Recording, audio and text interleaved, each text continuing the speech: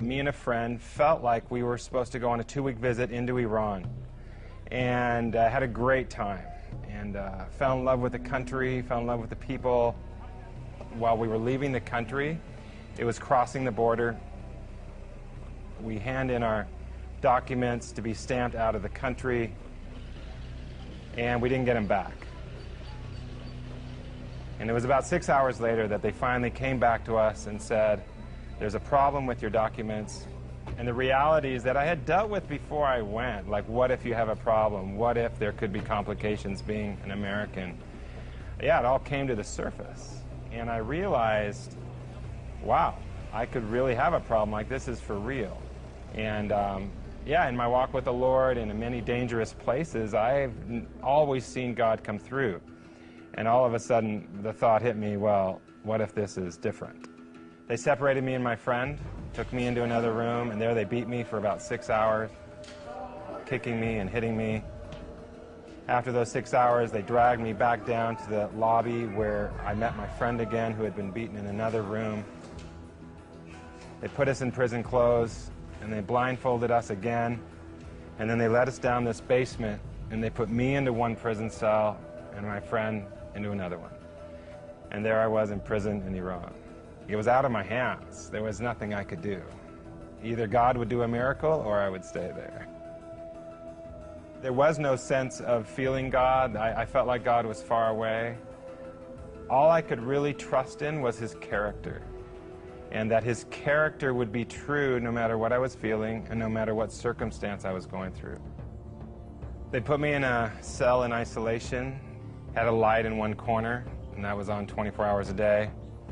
It was in the winter time. There was actually snow outside, but the heater didn't work well. They only let me out of the room to be interrogated, which was once a day or sometimes not at all.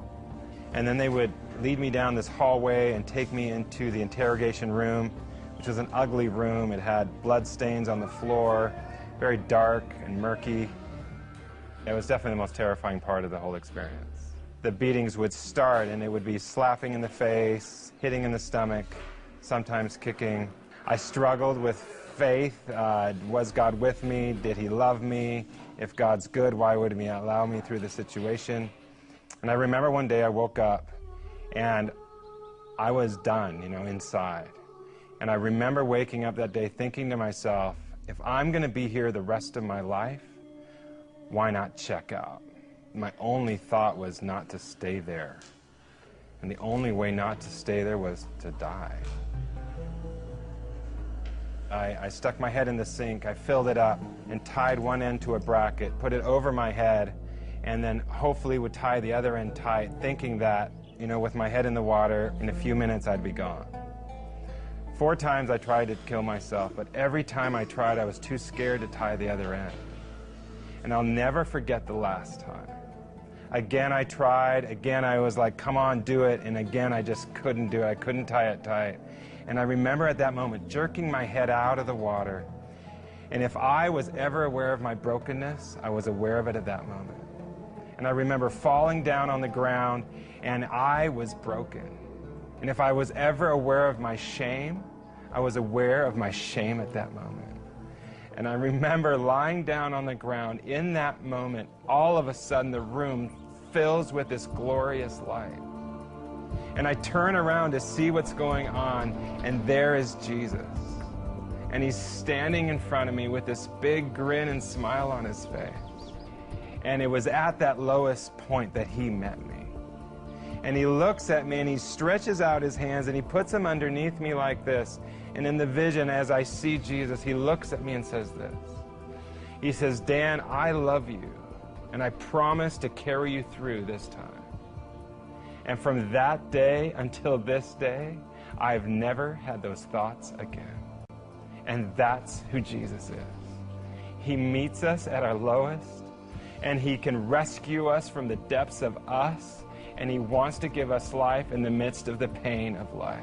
And He meets us, and He loves us, and He wants to rescue us no matter what we're going through. God began to challenge me with His love for our enemies. And He said this, He's like, Dan, ask me what I think about this man. And he asked me the question about the man who was my interrogator, the man who beat me, the man who seemed to hate me the most.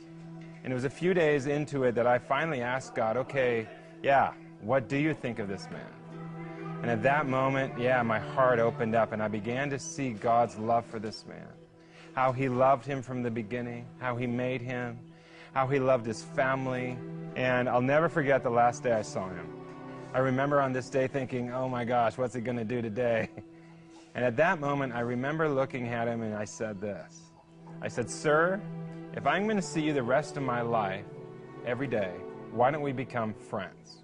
He's like, no, that's impossible. And I said, sir, you can start by telling me your name. And I stuck out my hand to him and I said, sir, let's be friends.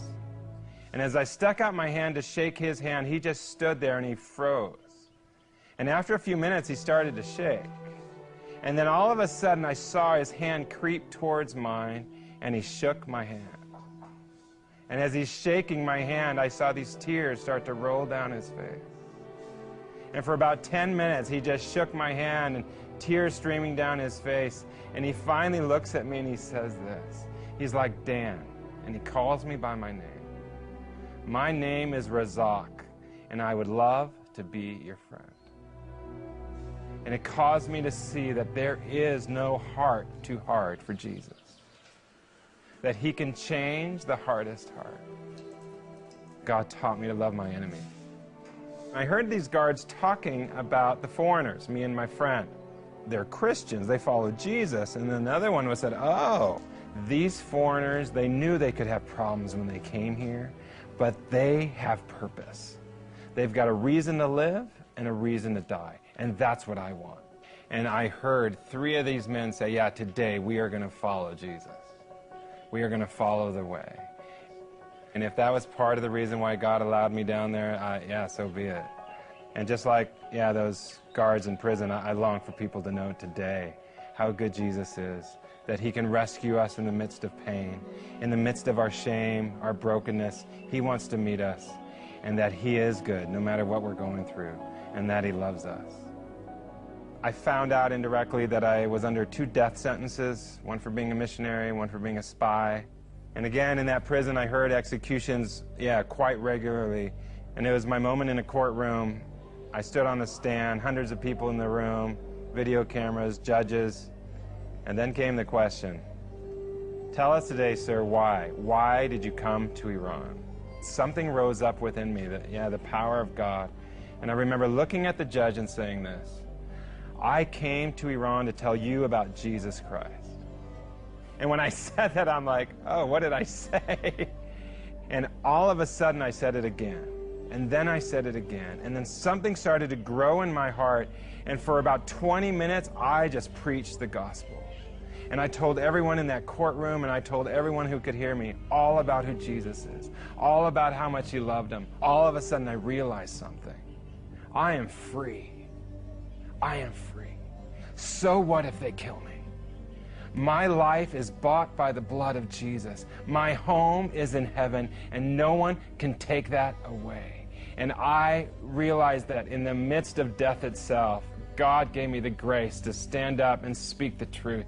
And in doing so, it brought freedom in my heart, knowing that this life isn't it. There is more. And I'm going home one day, and no one can take that away.